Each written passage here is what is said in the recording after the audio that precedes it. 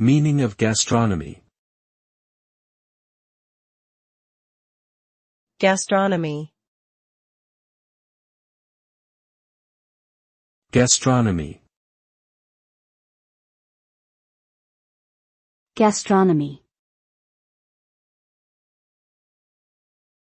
Gastronomy.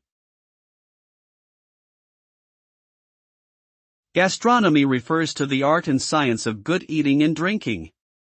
It involves exploring various foods' flavors, textures, and aromas and understanding the social, cultural, and historical contexts in which they are consumed.